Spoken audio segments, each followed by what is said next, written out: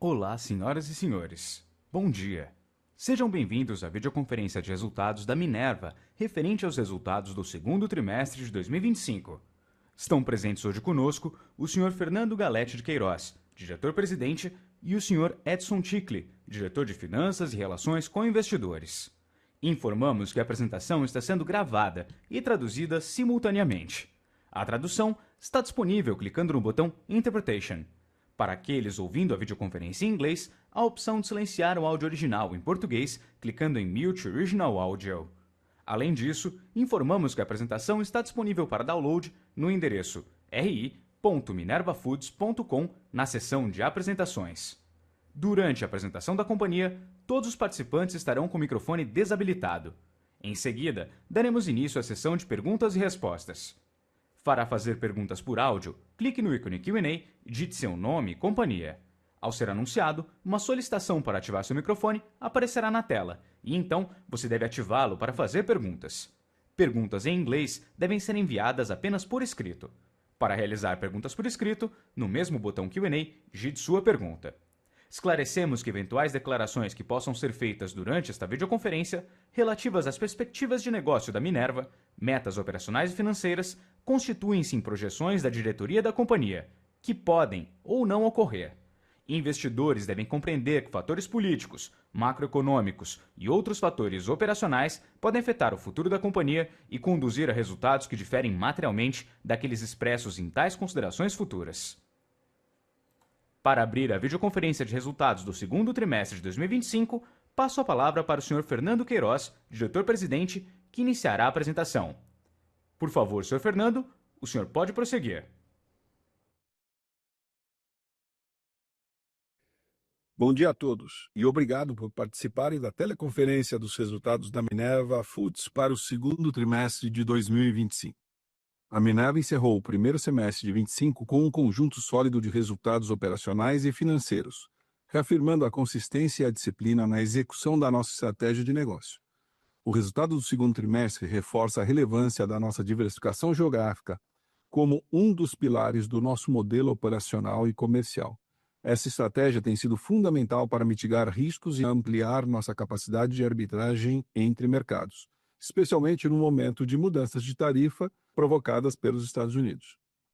No segundo trimestre, registramos a receita bruta recorde de 14,7 bilhões, com o EBITDA também recorde de 1,3 bilhões e margem EBITDA de 9,4%.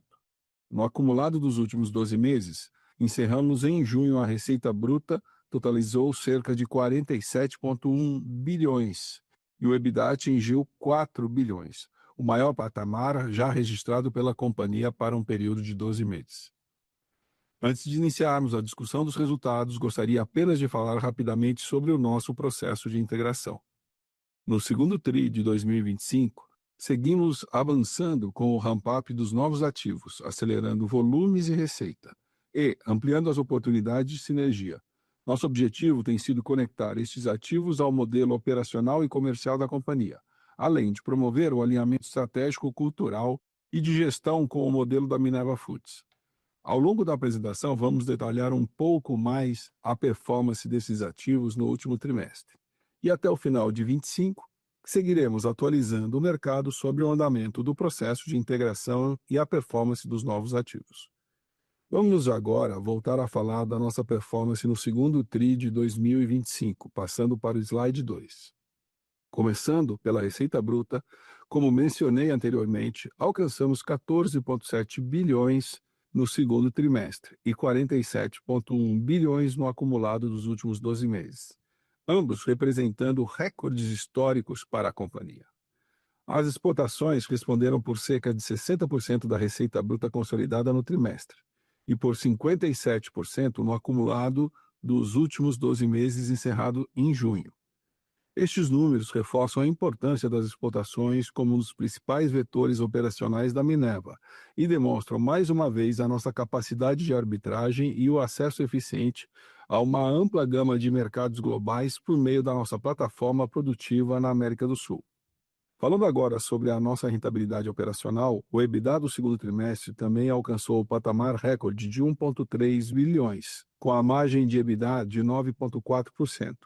Já nos últimos 12 meses do segundo trimestre de 2025, o EBITDA da Minerva ultrapassou a marca de 4 bilhões, recorde para um período de 12 meses e com margem de 9,1%. Como efeito do bom desempenho operacional e financeiro, o resultado líquido do segundo trimestre de 2025 também foi recorde e alcançou 458,3 milhões e já acumula cerca de 654,3 milhões nos primeiros 6 meses do ano. Por fim, falando da nossa estrutura de capital e considerando performance pro forma de 4 meses dos nossos novos ativos, encerramos o trimestre reduzindo nossa alavancagem líquida para 3,16 vezes dívida líquida EBITDA, ajustado em linha com o nosso foco de cada vez mais aperfeiçoar a estrutura de capital da companhia. Ainda nesse segundo trimestre, seguimos com uma sólida posição de caixa que encerrou o segundo TRI de 25 em 12,5 bilhões, o que nos dá uma segurança para enfrentar os desafios do mercado ao longo dos próximos períodos.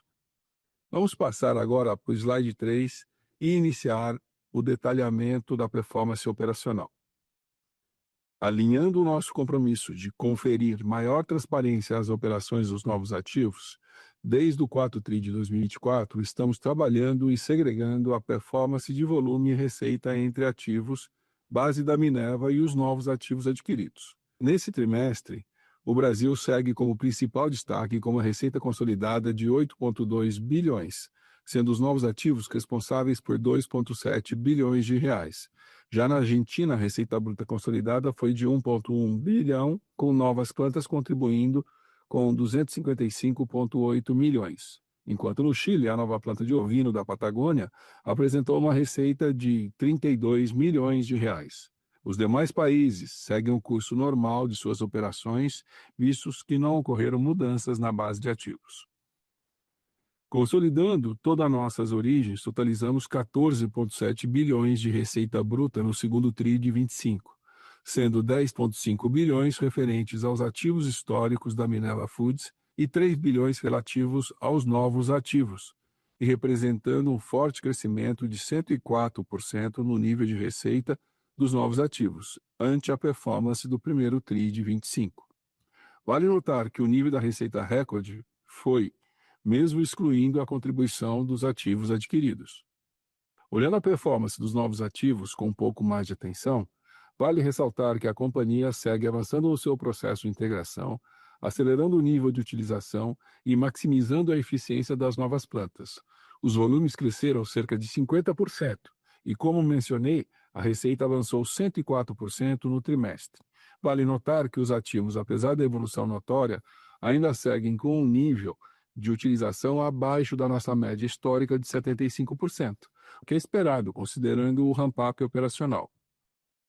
Além disso, evoluímos com o processo de liberação das licenças de exportação dos novos ativos, um processo que foi iniciado no final de 2024 e concluído ao longo do segundo TRI de 2025, contribuindo assim para uma melhor performance das plantas no período.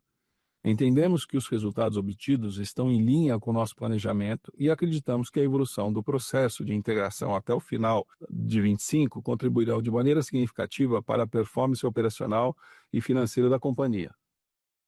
Vamos passar agora para o slide 4 e detalhar outros destaques desse trimestre.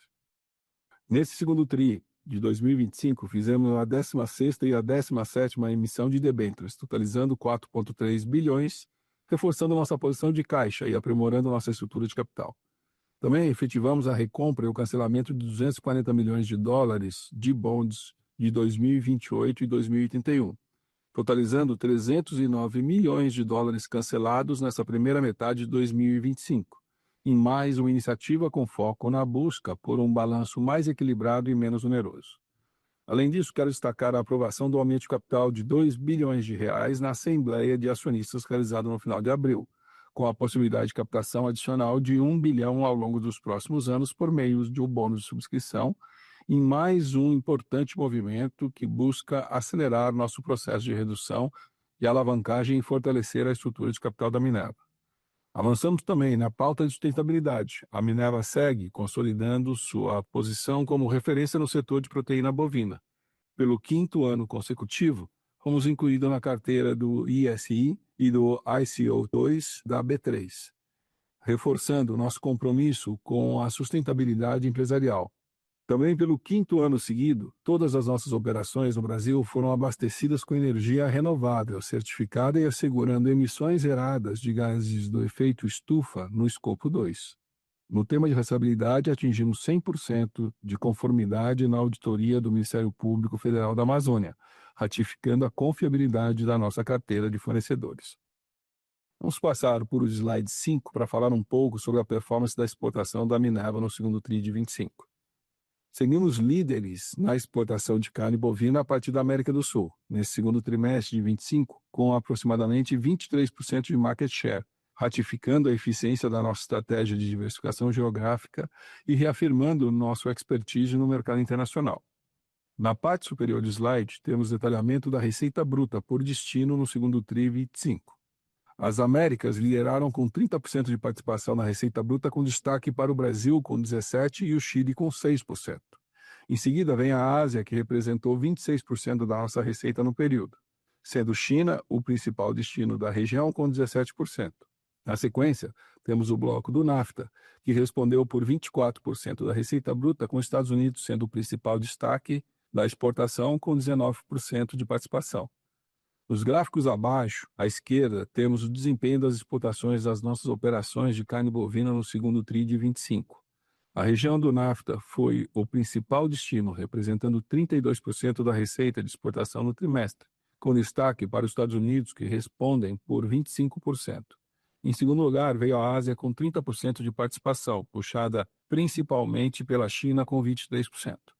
Na sequência, tivemos as Américas com 13%, a União Europeia com 8%, o Oriente Médio e os países do leste europeu com 7% cada, e, por fim, a África com 3% do share das exportações. Olhando para o acumulado dos últimos 12 meses, encerramos o segundo TRI de 25, o NAFTA segue como principal destino com 33% das exportações, sendo os Estados Unidos responsável por 28%. A Ásia aparece como o segundo, com 27%, liderada pela China, que sozinha corresponde por quase 20% da receita das exportações.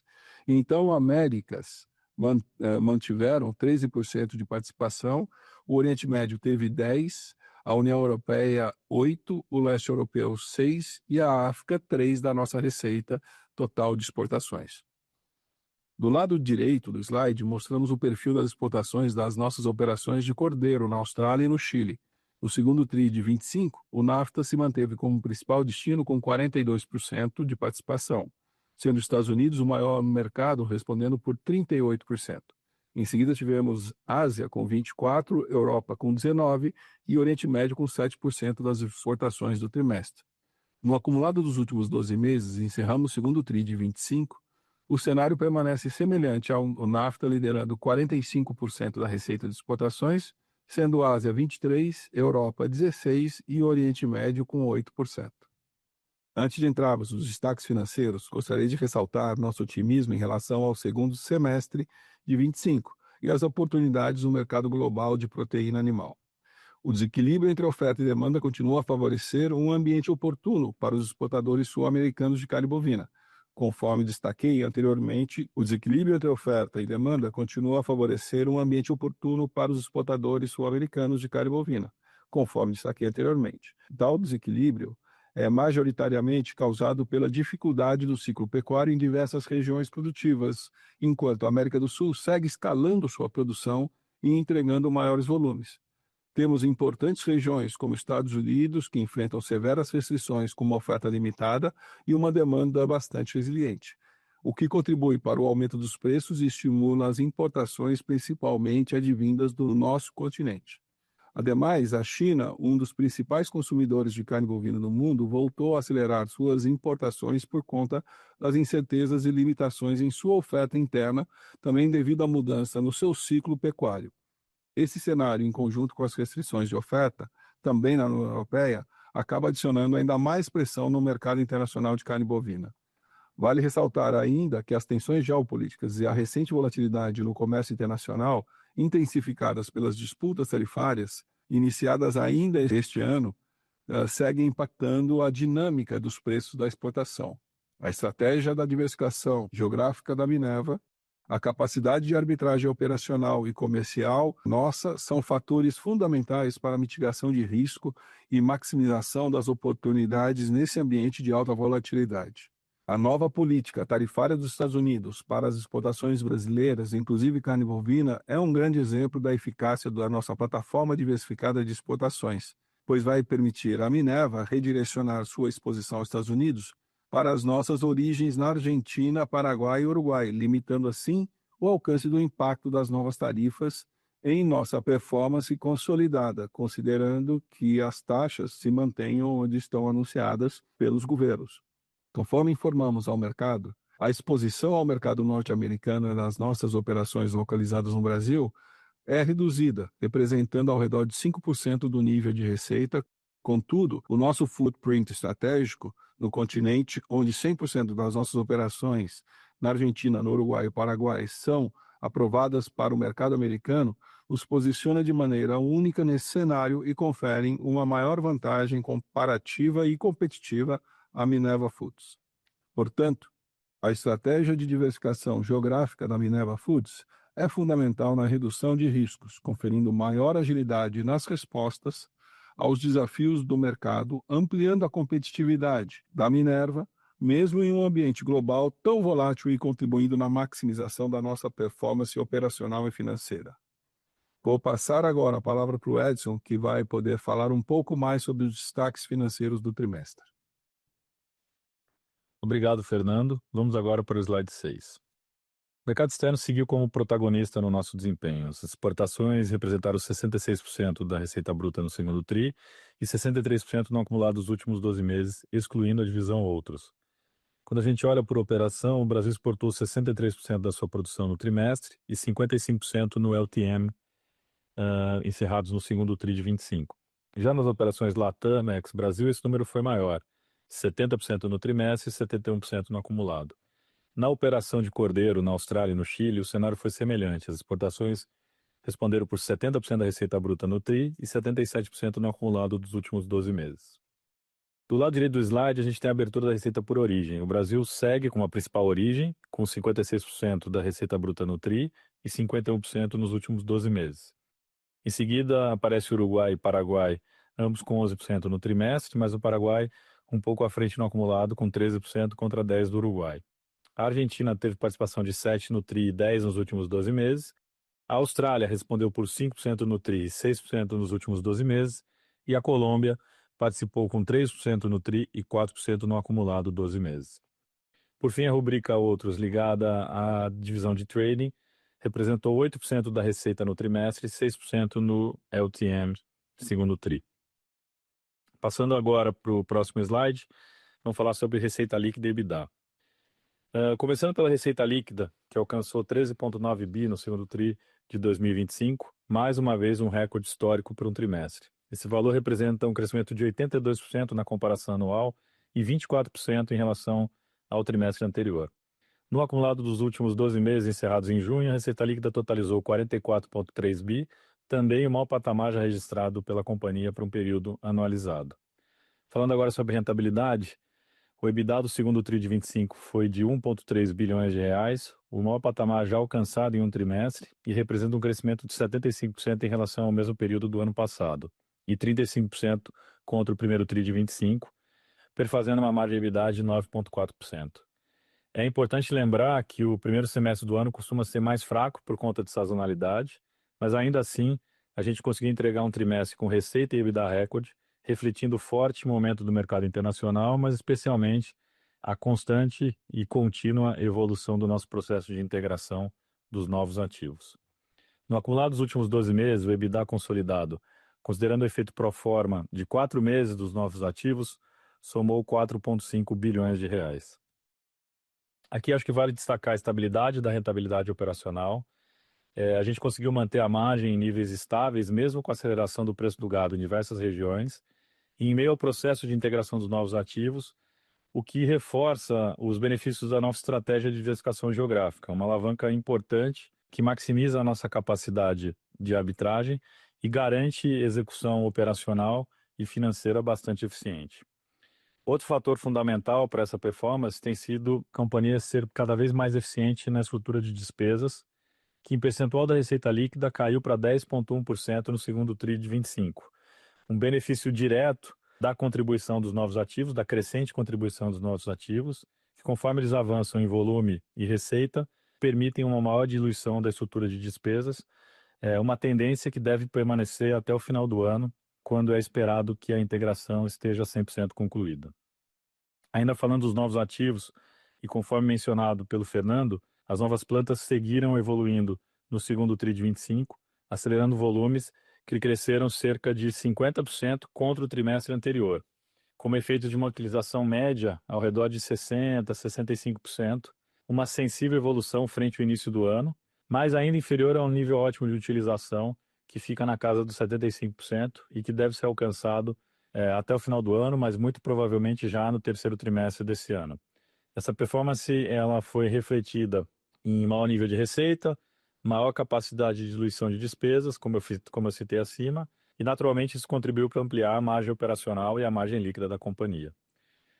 Como vocês sabem, o nosso modelo de negócio com foco na arbitragem e maximização de resultado acaba dificultando a avaliação da rentabilidade isolada por ativo. Mas, para facilitar a análise de vocês, em um exercício gerencial, a gente pode dizer que os novos ativos acabaram performando no segundo TRI com uma margem operacional cerca de 200 basis points inferior ao patamar consolidado, ou seja, ao redor de 7, 7,5%. A tendência ao longo dos próximos trimestres é que a gente consiga ganhar mais velocidade na produção e mais eficiência na operação desses ativos, que naturalmente vai beneficiar a curva de volume, a curva de receita e principalmente a diluição da estrutura de despesas e, consequentemente, melhorar a nossa rentabilidade operacional. Vamos agora para o slide 8 falar de alavancagem financeira.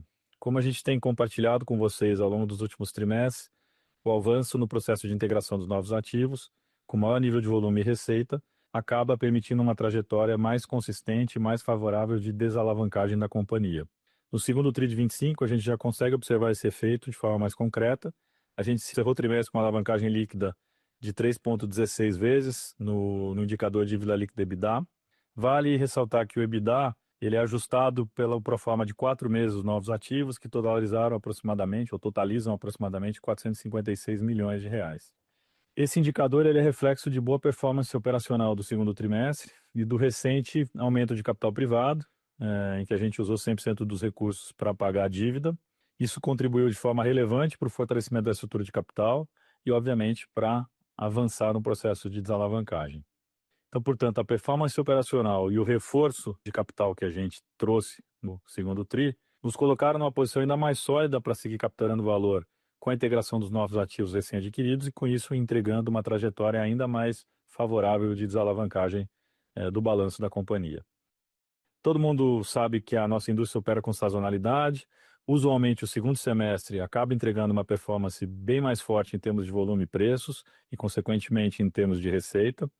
Portanto, a expectativa nossa para o segundo semestre é que esse fato não vai ser diferente em 2025. Aliado a esse contexto sazonal, a gente ainda tem o contínuo avanço do processo de integração, com melhor utilização de capacidade, produção de mais volume, geração de mais receita e, portanto, maior diluição de despesas. Ou seja, a gente tem um cenário bastante favorável para a dinâmica de rentabilidade operacional na segunda metade do ano e, por consequência, para os índices de alavancagem financeira.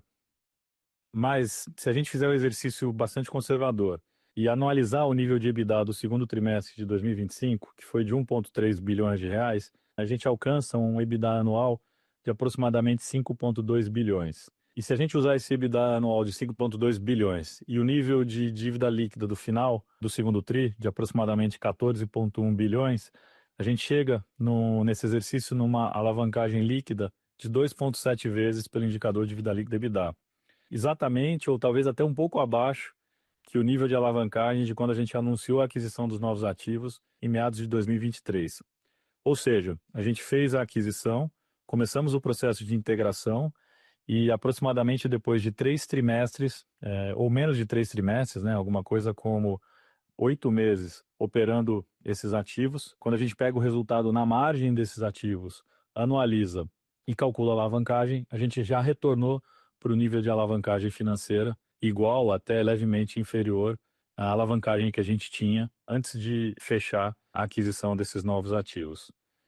Bom, eu quero ressaltar que o aumento de capital privado, que a gente concluiu no final de junho, que reforçou o caixa em 2 bilhões, ainda deve contribuir com mais R$ 1 bilhão adicionais por conta do exercício dos warrants ao longo dos próximos 3 anos.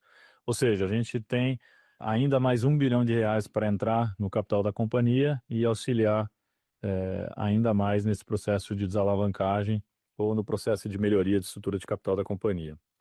Vamos agora para o próximo slide falar de resultado líquido e fluxo de caixa operacional.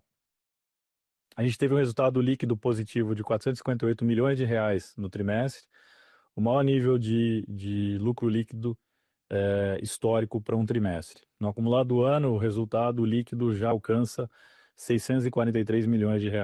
Nos últimos 12 meses, refletindo o impacto não caixa da variação cambial do final de 2024, a gente tem um resultado líquido acumulado negativo de 830 milhões. Mas, à medida que a gente vai tirando os meses de 2024 e começamos a considerar 2025 sozinho, a perspectiva é de ter um resultado líquido bastante positivo e bastante significativo para o ano fechado. Passando agora para o lado direito do slide, a gente vê o fluxo de caixa operacional no trimestre. Ele foi positivo em 320 milhões, a despeito do investimento de 900 milhões que a gente fez em capital de giro, especialmente em estoques nos Estados Unidos, como a gente já explicou e vamos explicar mais à frente na apresentação. E no acumulado dos últimos 12 meses, a gente totaliza R$ 4,8 bilhões positivo em fluxo de caixa operacional. Vamos passar agora para o slide 10 para falar de geração de caixa livre. Fazendo o build-up do fluxo de caixa no segundo TRI, a gente parte de um EBITDA recorde de 1,3 bi, daí a gente vai para a linha de capital de giro, que consumiu 900 milhões no período, influenciada pelo movimento de estoques, por conta da maior exposição aos Estados Unidos. Como eu comentei no último trimestre, ao longo dos últimos 2 trimestres, a gente realizou um movimento tático de aumento de estoques no mercado norte-americano e que devem ser consumidos ao longo dos próximos trimestres. Em especial agora por conta da nova política tarifária do governo, que deve acabar elevando os preços de carne bovina no mercado local e com isso a gente vai conseguir realizar esses estoques num patamar de preço e rentabilidade superior ao que a gente esperava quando a gente tomou a decisão de fazer esse movimento tático. Desse modo, a minha posição de estoque nos Estados Unidos, ela vai se beneficiar desse movimento altista de preço e vai contribuir de maneira relevante para o nível de receita e principalmente de rentabilidade dos próximos trimestres, especialmente terceiro e quarto trimestre desse ano. Quando a gente volta agora ao build-up do fluxo de caixa, a gente tem o CAPEX de aproximadamente 241 milhões, concentrado em investimentos de manutenção, e uma pequena parcela de expansão orgânica das nossas operações, alguma coisa como 48 milhões. No resultado financeiro base caixa, ele ficou em 590 milhões negativo, e a gente teve um impacto caixa positivo de derivativos de aproximadamente 405 milhões no trimestre. Desse modo, a gente chega a um fluxo de caixa livre praticamente estável ou ligeiramente negativo, na ordem de 26 milhões de reais no segundo TRI. Quando a gente olha para o acumulado dos últimos 12 meses, o fluxo de caixa segue positivo em 1,1 bilhão. Se a gente fizer o build-up também dessa geração de caixa, a gente começa com EBITDA de 4 bilhões, CAPEX de 840 milhões, liberação de capital de giro dos últimos 12 meses de 269 milhões e um resultado financeiro base caixa de aproximadamente 2,3 bi. Fazendo a soma das variáveis, a gente chega nesse fluxo de caixa livre positivo de 1,1 bilhões. Vale dizer que a companhia vem sido bastante consistente na performance de geração de caixa livre e desde 2018 a gente já gerou quase 9 bilhões de reais em caixa livre. Vamos agora para o slide 11 para entender o bridge da dívida. No final do trimestre anterior, a dívida líquida totalizava 15,6 bi. Fazendo o bridge do endividamento, a gente tem o fluxo de caixa livre negativo de 26 milhões, que aumenta a nossa dívida. Variação cambial de 137 milhões, que reduz a nossa dívida, 691 milhões relativo a derivativos não caixa, que acabam por aumentar a dívida, e por fim a gente tem um impacto de 2 bilhões relativos ao recente aumento de capital, que naturalmente reduz o nosso endividamento. Então, desse modo, fazendo a somatória, a gente chega a uma dívida líquida de 14,1 bilhões ao final do período, uma redução de aproximadamente 10% em relação ao trimestre anterior. Vamos agora para o próximo slide, onde eu vou falar mais sobre estrutura de capital.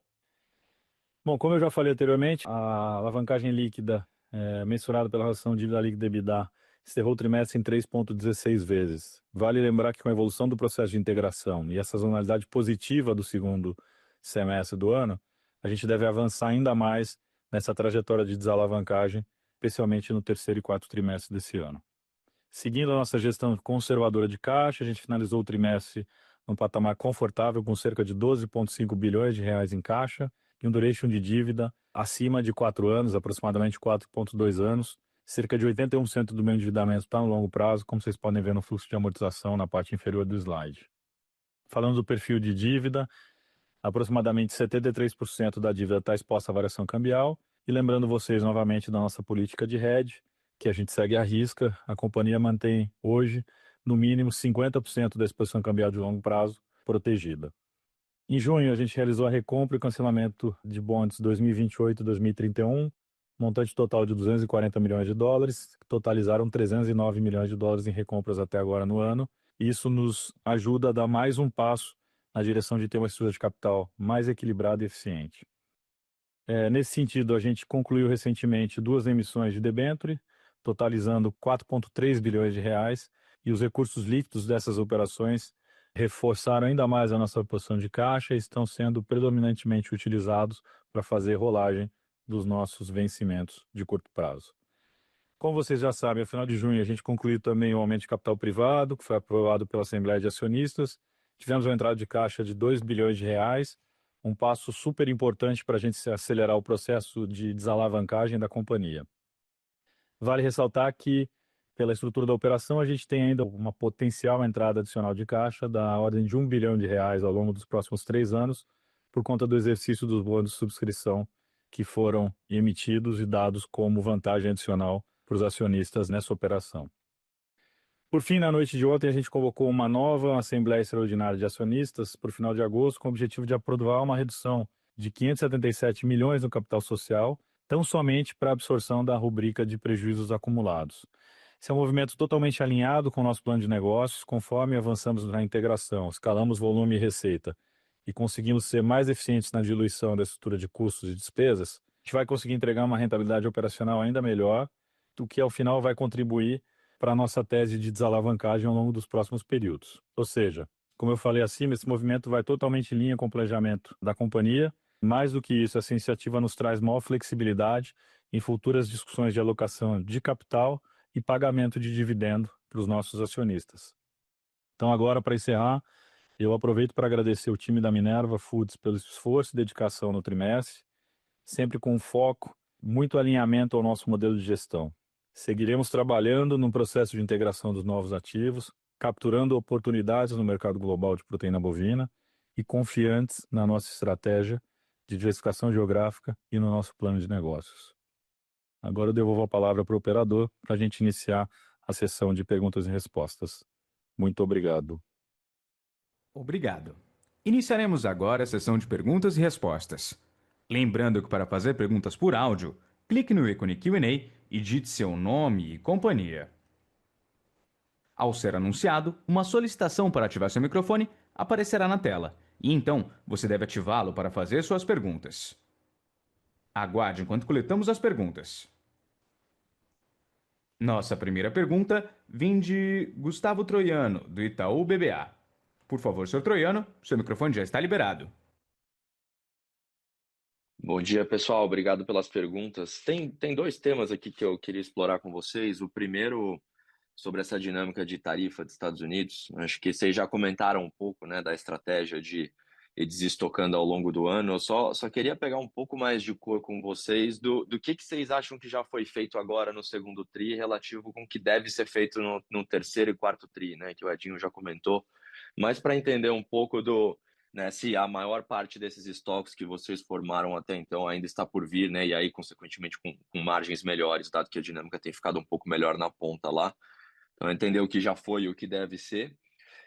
E aí, o segundo ponto, pessoal, sobre o mix de vendas de vocês, e aqui focando no que foi doméstico e exportação no TRI, né, que acabou pendendo um pouco mais para exportação no segundo TRI, especialmente comparando com o primeiro, né? E aí, quando a gente olha o mix, parece que o Brasil está exportando muito mais. Aí o que eu queria ouvir de vocês é se isso está relacionado a uma otimização de vendas dos novos ativos, né? Então, se isso é uma evolução de mix dos novos ativos. E olhando para frente, como é que a gente espera o consumo de capital de giro do ramp-up dessas novas plantas? Porque no TRI parece que parte foi aumento de exportação, parte foi aumento de utilização de capacidade, né? Então, entender um pouco do como é que essas duas variáveis impactam o teu consumo de capital de giro no TRI e o que esperar indo para frente. Obrigado, pessoal. Bom, bom dia, Gustavo. Eu vou começar falando um pouco dessa dinâmica de estoques, e aí, se me permitir, vou discutir um pouco capital de giro com vocês, que deve ser uma demanda aí de perguntas da maior parte enfim, das dúvidas que devem surgir. É, a gente falou no primeiro TRI, a gente reforçou no segundo TRI, que a gente fez um movimento tático de acúmulo de estoques nos Estados Unidos, é, em função, primeiro, do ambiente de aumento de preços que a gente estava enxergando para lá, e depois em função dos movimentos de tarifa, e acabou sendo um movimento muito mais, vamos dizer, vantajoso até do que a gente inicialmente esperava. A gente estava olhando aumentos de preços de carne que estão acontecendo, mas aí com todo esse barulho de tarifas, a decisão acabou sendo ainda mais acertada. Essa decisão de aumentar os estoques ou acumular os estoques, ela significou em caixa alguma coisa como 1,7 bi nesse primeiro semestre. Então, se a gente fizer uma conta por dias de faturamento, para aí já capturar o novo tamanho da companhia, a nossa conta de estoques ela girava ao redor de 34 dias e hoje ela está em 46 dias aproximadamente. Então a gente aumentou 12 dias de estoque, que são exatamente esses 1,7 bi que eu mencionei, que são estoques anormais que foram formados para pegar um ambiente de preços e, portanto, de rentabilidade mais favorável agora no segundo semestre. Mas aí, se a gente começar a olhar também as outras contas de capital de giro, a gente também vai ver duas coisas interessantes. A nossa contas a receber, ela sobe de 37 para 44 dias, portanto, ela piora 7 dias. E a nossa conta de fornecedores, ela sai de 63 para 70 dias, portanto, ela melhora também em 7 dias. Isso em dinheiro, a gente está falando contas a receber piorou 2,5 bi e a conta de fornecedores ela melhorou 2,7 bi. Se a gente olhar a operação voltando para os níveis normais, os níveis anteriores à expansão, em termos de dias, a gente pode trabalhar com contas a receber voltando para 37 dias, os fornecedores retornando para 63 dias e os estoques voltando para alguma coisa como 34, 35 dias. O que isso vai ocasionar no capital de giro do segundo semestre? O contas a receber, ele vai liberar 2,5 bi esses 7 dias.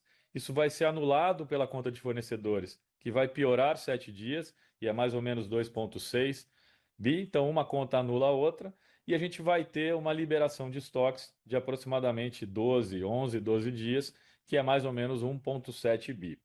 Então, o que a gente espera para o segundo semestre? Não só na conta de capital de giro, Gustavo, mas se você me permitir, eu vou falar do fluxo de caixa como um todo, né? Se a gente olhar a conta do EBITDA, olhando o segundo semestre, a gente pode, baseado no desempenho do segundo TRI, falar que o EBITDA vai estar num range aí de 2,2, 2,3 a 2,5, 2,6. Então, vamos falar de 2,3 a 2,5 para o segundo semestre. O CAPEX, repetindo o que a gente fez no primeiro semestre, arredondando, a gente está falando em 500 milhões de CAPEX para o segundo semestre. Despesa financeira caixa, de novo, simplesmente repetindo o que aconteceu no primeiro semestre, a gente fala em 1,3 bi de despesa financeira caixa para o segundo semestre. Se a gente pegar o 2,3 bi de EBITDA no low, a gente está falando de um caixa livre pré-capital de giro, uma geração de 500 milhões. Se a gente usar o 2,5 ou 2,6, a gente está falando de 700, 800 milhões.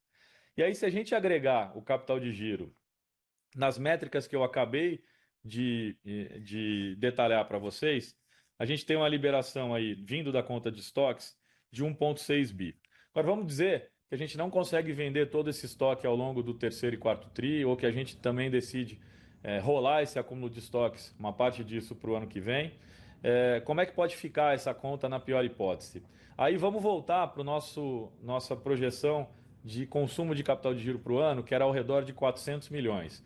E até agora, a gente teve um consumo na linha de capital de giro de mais ou menos 1 bi 50.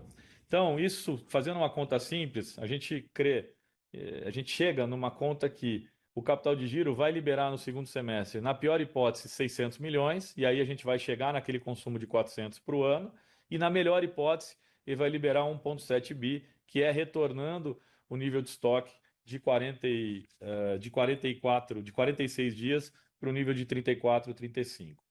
Ou seja, se a gente pegar uma geração de caixa aí que eu falei entre 500 e 800 pré-capital de giro, vamos usar um ponto médio aí de 600 milhões, olhando os estoques, liberando entre 600 e 1 bi 600, a gente tem um potencial de geração de caixa livre no segundo semestre que vai de 1,2 bi até 2,2, 2,3 bi. Então, esse é o plano que a companhia trabalha no segundo semestre, olhando os movimentos táticos que a gente fez de acúmulo de estoque nos Estados Unidos. O Fernando depois vai dar uma cor melhor de como é que estão indo essa operação por lá. Mas do ponto de vista financeiro, são essas métricas que a gente trabalha. E não tem mágica nenhuma, é simplesmente voltar às contas operacionais, às contas do circulante, para o que é o nosso nível histórico.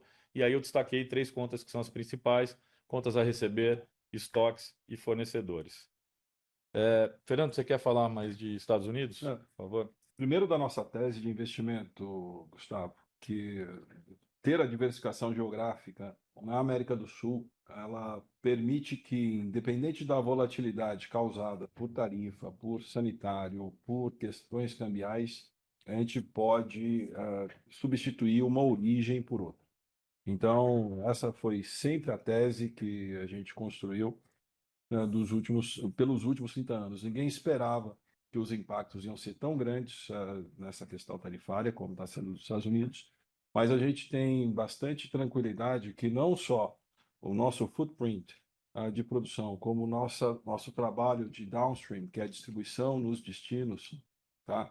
Ele acaba sendo um instrumento muito forte e muito poderoso. Então, as tarifas, elas causam volatilidade, mas elas também trazem realmente um teste para os modelos de gestão de risco, e que eu acredito que a Minerva é uma das líderes e que trabalha com isso com uma maestria e com uma grande eficiência. Sobre a segunda pergunta, do mix de venda de doméstico para exportação, sim, existe uma aceleração, especialmente dos novos ativos para exportação. Várias das licenças de exportação, elas aconteceram em algum momento no segundo trimestre, no final do primeiro trimestre. Então, é natural que a gente acelere mais a parte de exportação. Mas, assim, essa análise, ela deve ser olhada de outra forma, é muito mais em relação a mix, porque o Brasil, o mercado interno, especialmente com o modelo que nós temos de distribuir dentro do mercado interno, acaba sendo um grande destino para outros países, como Argentina, Uruguai, Paraguai.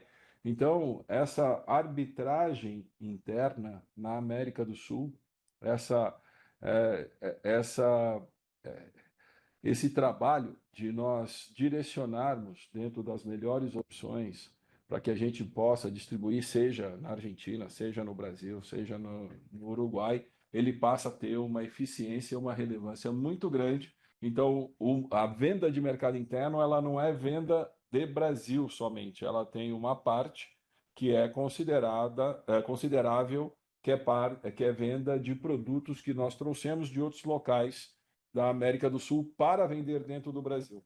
Então, isso só mostra, mais uma vez, reforça a primeira tese das arbitragens internas que nós temos. Obrigado, Fernando. Edson, super claras as respostas. Nossa próxima pergunta vem de Leonardo Alencar, da XP. Por favor, senhor Alencar, seu microfone já está liberado. Bom dia, Fernando. Bom dia, Edson. Obrigado pelas minhas perguntas, mas antes de mais nada, parabéns pelo resultado. O trimestre realmente bem forte. Talvez eu queria só entender um pouco mais a parte das fábricas novas, né? Realmente no trimestre o volume veio mais forte e isso acaba ajudando bastante ali, tanto na questão de receita, mas sobretudo na parte de diluição, tá? Então, talvez tocar nesse ponto das sinergias, a redução do SG&A em relação ao volume, à receita, até para entender, eu acho que o ponto que você comentou, Edson, no sentido de que já caiu e tem mais para cair na frente, né? Mas se tivesse com algum tipo de tangibilidade aí para poder pensar aqui que é patamar alvo dessas eficiências todas que esse volume vai trazer, acho que esse é um ponto relevante. Mas não só a questão de volume, esse fechamento do gap de preço, vocês até comentam que também veio mais rápido que previsto. Se isso é reflexo dessa dinâmica de mercado doméstico favorável, se é muito mais mercado internacional, demanda, se é uma questão de habilitações que realmente estão sendo, sei lá, conseguidas mais rápido do que previsto, mas para entender como é que isso tem tocado no resultado dessas fábricas, para a gente pensar aí o saldo do ano, o que viria mais, se depende mais de oferta e demanda, se depende ainda mais de habilitações. Esses são os principais dois pontos, né? Tanto sinergias, mas... E só um ponto a mais também, dado que vocês comentaram da diversificação e até da questão do mercado doméstico, mas vindo de outras geografias, o Uruguai teve um crescimento forte também de receita no trimestre, né? Enquanto que a Argentina ficou flat. Como os dois estão bastante em discussão por conta da dinâmica dos Estados Unidos, se pudesse só contextualizar o que está realmente puxando tanto o Uruguai e por que a Argentina não andou tanto, só esses dois pontos. Obrigado. Bom, eu vou responder a primeira parte, Léo, e depois o Fernando complementa para a segunda. Primeiro falando de diluição de SG&A. Se vocês lembrarem, quando a gente fez a aquisição, a gente deu bastante destaque ao fato da gente estar trazendo as plantas e simplesmente custo variável, né? A gente estava trazendo basicamente os operadores de fábrica, a gente não trazia administrativo, não trazia equipe de gestão, isso tudo seria aproveitado do Minerva. Então, isso necessariamente traria alguma diluição de custos. Se você olhar historicamente, a gente gira no SG&A ao redor de 14% da receita líquida. E se você observar, a partir do quarto tri do ano passado, quando a gente começou a encher volume de fábrica, novos ativos, isso começou a entrar numa curva descendente. Então caiu para 13,5%, 12,5%, e agora chegou no 10%, que era o nosso target inicial, quando a gente tivesse todas as fábricas rodando na capacidade ótima de utilização. A gente chegou nesse 10,1 com as fábricas ainda não completamente cheias, com uma utilização de capacidade aí ao redor de 65% dessas fábricas novas. Portanto, com margem EBITDA cerca de 200 basis points, 200 a 250 basis points menor do que a margem da companhia como um todo. E aí, como é que isso evolui para frente? Obviamente, aumentando a utilização de capacidade, essa margem EBITDA ela tende a convergir para a margem da Minerva como um todo. E só que a diluição de despesas, por óbvio, ela acaba ficando numa curva menos inclinada agora para frente. Então, se a gente tiver algum ganho adicional, vai ser da ordem de 20 basis points, eu diria, 30 basis points. Porque o 10% da receita líquida já era o nosso target quando a gente fez a conta da adição de volume que a gente traria versus não trazer essas despesas e utilizar a estrutura que a gente já tinha no Minerva. Léo, em relação ao gap de preço, é natural que a gente vá aproximando das fábricas da Minerva as existentes das fábricas novas. Ela vem parte das habilitações, parte da implementação do sistema de gestão, da parte de especificações de mercados. Tá? O importante é que já está tudo plugado dentro da estrutura comercial da Minerva, seja das estruturas dos escritórios internacionais, seja das distribuições internacionais, seja dos mercados internos onde a gente distribui. Então, o gap tende a reduzir, o gap tende a deixar de existir dentro dos tempos. Se vocês se lembram, nós estimamos que nós teríamos 18 meses para poder chegar dentro da total integração. O que a gente está vendo são sinais positivos de que a gente vai estar trabalhando isso de uma forma mais eficiente, mais rápida e buscando antecipar esses 18 meses. Sem dúvida nenhuma, vale ressaltar o cenário do mercado positivo, o mercado internacional positivo. Nós temos aí Estados Unidos que ainda não começou, e você, Léo, que sempre acompanha muito isso de perto, tá? Estados Unidos ainda não começou a retenção de fêmeas, tá? A partir do momento, agora que a margem do bezerro começou a abrir nos Estados Unidos, então a gente espera que para os próximos 18 meses você vai começar a ter uma retenção de fêmeas muito grande, o que você vai ter um impacto que ele vai ser bastante significativo, bastante forte dentro da disponibilidade interna dos abates americanos.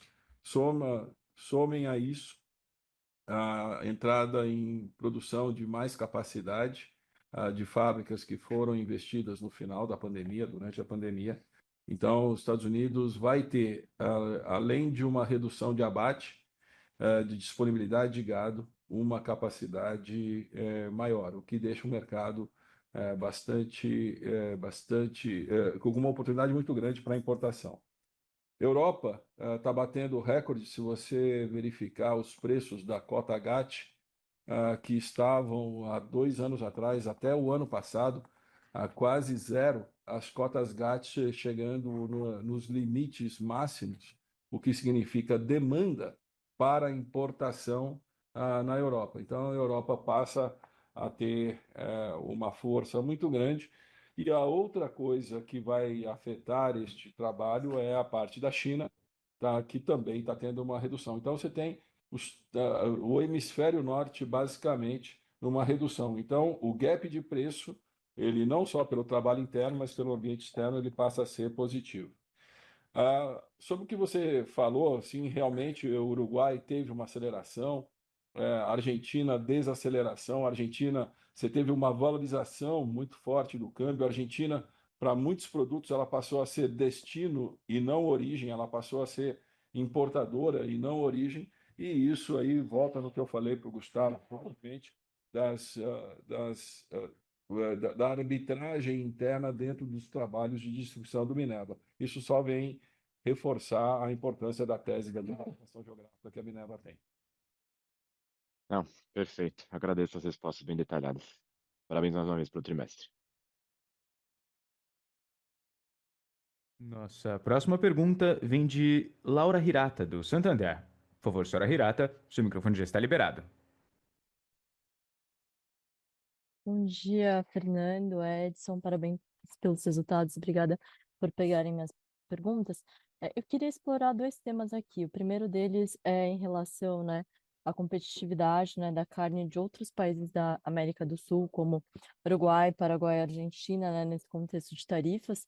Queria entender melhor qual que é a alíquota, né, que esses países devem adotar daqui para frente, especificamente para os Estados Unidos. Queria entender melhor também a visão de vocês acerca do ciclo bovino aqui no Brasil, né? O que vocês esperam, tanto de começo, né, de retenção, quanto também o que isso deve levar em termos de preço do gado para frente. Obrigada. Laura, sobre a competitividade dos Estados Unidos, você tem rodadas de negociação. Obviamente, existem países que ideologicamente são mais alinhados com os Estados Unidos e que, dentro dessa política que está sendo adotada, tendem a ter tarifas mais amenas, tarifas menores e, às vezes, até benefícios maiores. Eu destaco da América do Sul o alinhamento que é explícito do que a Argentina está tendo e que o Paraguai tem com os Estados Unidos. O que vão ser as tarifas, isso daí acho que ninguém sabe, porque está na mesa de negociação, mas assim, parece que o Brasil vai ter alguma restrição. Obviamente, os setores estão se movendo, os setores estão trabalhando, é um momento favorável, mas assim, o que a gente enxerga de cenário é que os países que têm um alinhamento ideológico maior com os Estados Unidos passam a ter alguma vantagem. Como que a gente vai determinar o nosso mix, ou de onde a gente vai vender, vai depender muito do preço da matéria-prima em cada um desses países e, obviamente, o gap de tarifas entre os diversos países. Esse vai ser o ponto principal e que isso daí é uma coisa que a gente avalia no mínimo uma vez por semana. Sobre o ciclo, a gente está tendo uma surpresa positiva no Brasil, assim, uma quantidade de abate eh, que ela está se aproximando do que foi o recorde de todos os tempos, que foi o ano passado, que mostra a produtividade, como que o Brasil está bem posicionado e como o Brasil vai seguir posicionado como um grande fornecedor do mundo. Se a gente somar aqui os países onde a Minerva opera na América do Sul, nós chegamos a 350 milhões de cabeças de gado. Tá? Então, aí, com esse número e comparando com o rebanho dos outros locais, você vê o tamanho da força e o tamanho da importância que a gente passa a ter nesse cenário internacional, sendo uma das últimas commodities a se internacionalizar com a velocidade que a gente está vendo e ser uma commodity que realmente ela passa a mostrar as vantagens competitivas que nós temos aqui nessa região do planeta. Obrigada, pessoal. Nossa próxima pergunta vem de Henrique Brustolin, do Bradesco BBI. Por favor, Sr. Brustolin, seu microfone já está liberado. Bom dia, Fernando Edson. Obrigado por pegar minhas perguntas. Eu tenho duas também. A primeira, eu queria entender um pouco melhor a receita de outros, né, que cresceu bastante no trimestre. Ela dobra tri a tri e, enfim, é uma linha que ao longo, né, do histórico ela teve alguma volatilidade. Eu queria entender um pouco mais o que está por trás. E qual que é a recorrência que a gente deveria pensar dessa operação e a margem de contribuição que vem dela, né? E até nesse tema, se vocês, talvez correlacionado, né, mas pudessem comentar um pouco sobre a margem bruta do TRI, que a diluição do SG&A e todas as eficiências ficou muito claras, mas a margem bruta veio um pouco abaixo do que a gente imaginava. E aí talvez tenha até algum efeito de mix justamente por essa operação. Então, só para comentar um pouco o resultado de outros e a recorrência dele e como isso impactou ou não a margem bruta do trimestre. Obrigado. Henrique, a conta de outros, como a gente abre, ela é trading de mercadorias de terceiros e energia. Nesse trimestre em específico, a gente aumentou o trading de terceiros. A gente comprou mais produtos, mais carne para vender e também para formar estoque lá fora. Essa conta tem uma margem de contribuição menor, uma margem EBITDA menor do que o restante da companhia, então ela acaba ajudando a puxar um pouco a margem bruta para baixo. E tem o efeito também do acréscimo do preço do gado em relação ao mesmo trimestre do ano anterior. Em relação ao que a gente esperar para frente dessa conta de outros, é um pouco a evolução do tamanho do faturamento, né? Então, à medida que a gente produz mais, vende mais, a gente naturalmente vai tradar mais, especialmente produtos de terceiro. Então, essa conta ela deve, obviamente, crescer em relação ao que era antes da gente dar o passo de aquisição, mas sempre a gente lembra que é uma conta um pouco mais volátil, porque ela é um pouco mais oportunista, do que o restante da operação. Tá ótimo, Edson. Obrigado. Nossa próxima pergunta vem de Ricardo Alves, do Morgan Stanley. Por favor, Sr. Alves, seu microfone já está liberado.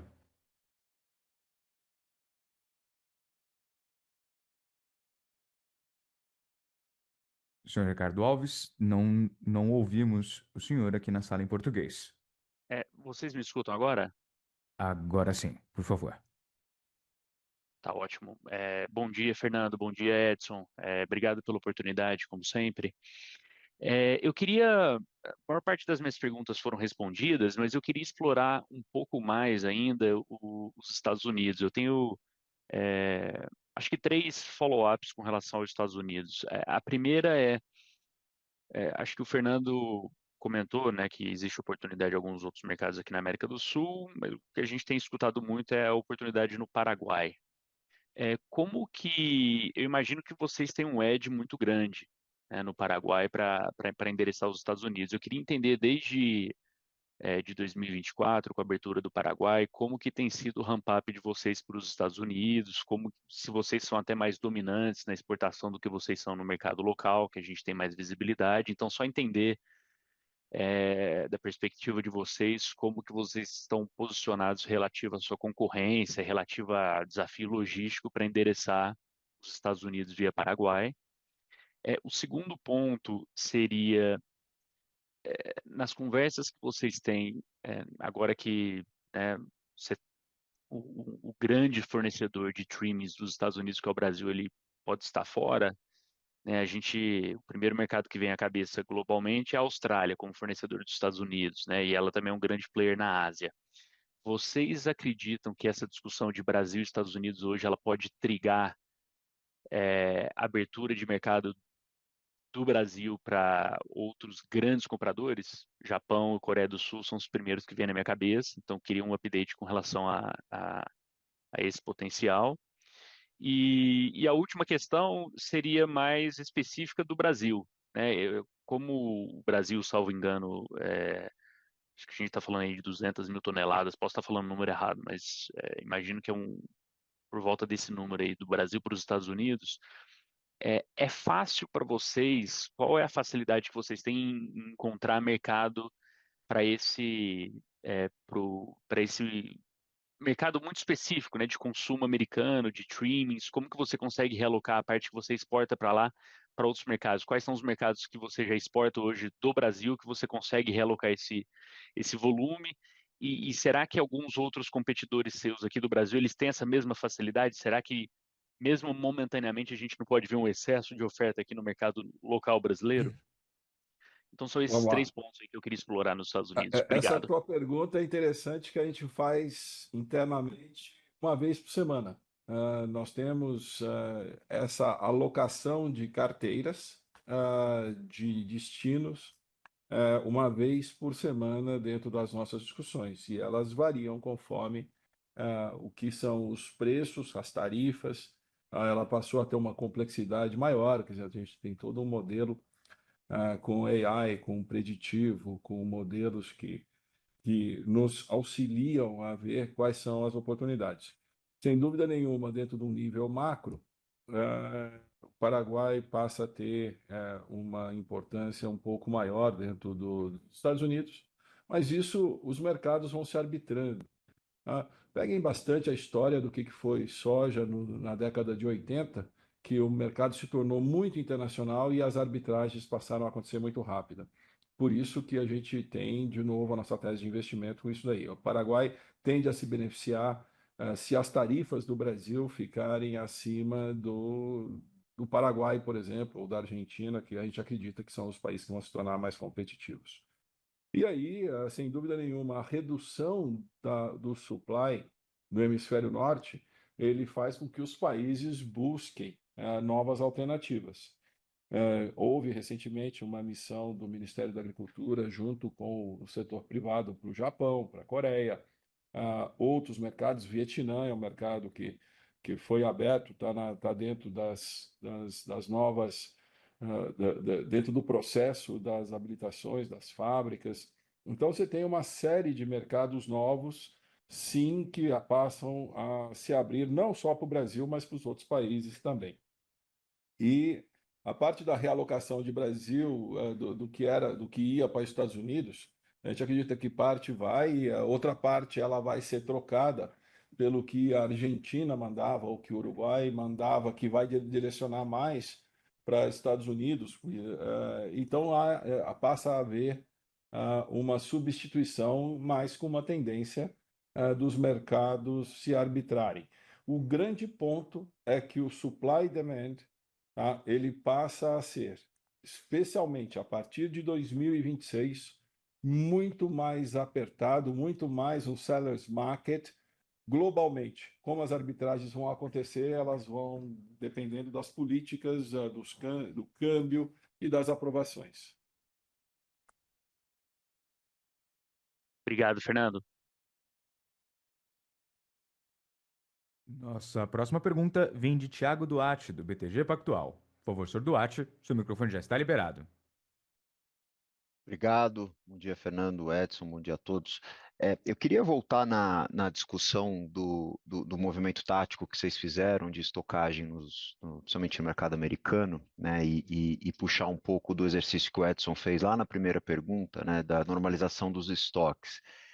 A pergunta é simples: tem algum motivo que a gente deveria imaginar pelo qual esses estoques não deveriam normalizar ao longo desse segundo semestre? Né, imaginando a duração desse movimento tático. E aí, concomitantemente a isso, uma vez acontecido essa normalização, isso muda alguma coisa do ponto de vista da tua composição de instrumentos como, por exemplo, adiantamento de cliente, risco sacado, né? Alguma dessas linhas deveria também mudar quando a gente pensar naquele exercício que você fez, Edson, lá na primeira pergunta, uma vez, vamos dizer assim, concluído esse movimento tático que você bem desenhou para a gente. Obrigado. A resposta, em tese, é não, Thiago. O que pode acontecer é, ao longo do segundo semestre, a gente sentir ainda mais, um movimento ainda mais acentuado de aumento de preços para o primeiro trimestre do ano que vem, e a gente decidir manter parte, não manter parte, você roda o estoque, vende o que está lá, mas mantém um nível um pouco superior. Não talvez em 46 dias, como a gente está hoje, mas talvez você não volte para os 34.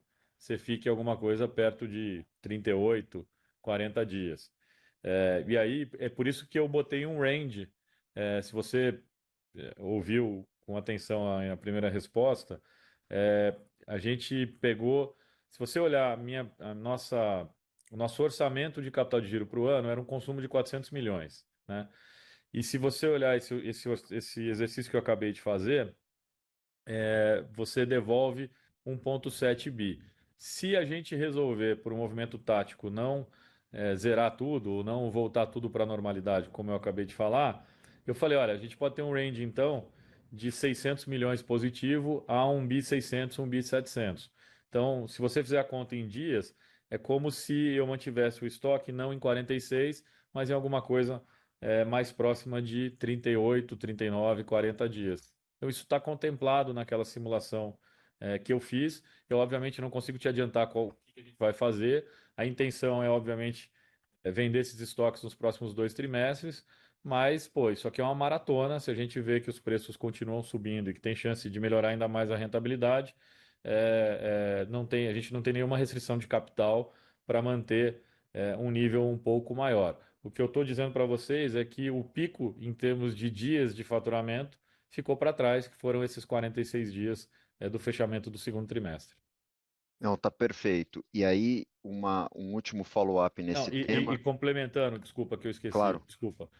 E as outras contas, principalmente a de adiantamento de clientes, é o que é. A gente já mudou o mix, e esse resultado das contas de adiantamento de clientes já refletem esse novo mix. Então a gente não espera nenhuma variação importante nessa conta. As variações importantes devem vir sim, de contas a receber e de fornecedores.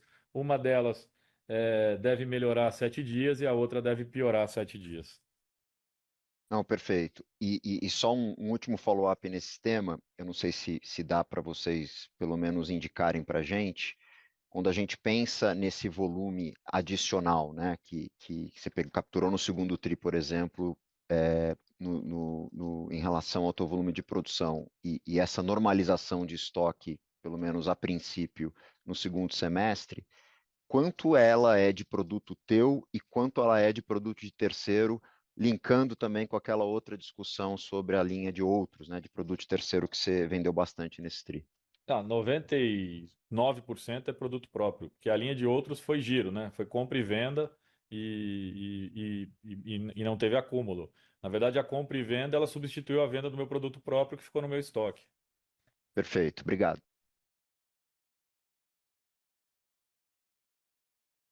Obrigado. Agora, gostaria de passar a palavra ao Sr. Edson Ticle para a leitura das perguntas por escrito. Por favor, Sr. Edson, pode prosseguir. Então, a primeira pergunta é do Júlio Vieira. Sobre a deliberação proposta na GE de 28/8, referente à redução do capital social em 577 milhões para absorção de prejuízo acumulado, gostaria de entender melhor os desdobramentos práticos dessa medida sob a ótica da política de remuneração acionista. A redução visa exclusivamente recompor o patrimônio líquido ou há também entendimento por parte da administração de que esta movimentação abrir espaço para a retomada do pagamento de dividendos nos exercícios seguintes? É exatamente isso. A gente está absorvendo o prejuízo acumulado até o final de 2024 para poder abrir espaço para voltar a fazer pagamentos de dividendos baseados nos resultados de 2025 e em diante. Então, a intenção é exatamente essa, arrumar as contas do nosso balanço para que a gente esteja numa posição, em tudo correndo como a gente espera, voltar a fazer bons pagamentos de dividendo a partir do final desse ano. O Eduardo Lazzaretti tem duas dúvidas. Poderia comentar a expectativa atualizada do consumo de capital de giro para o ano? Eu acho que já respondi isso na primeira, e a dinâmica do segundo semestre.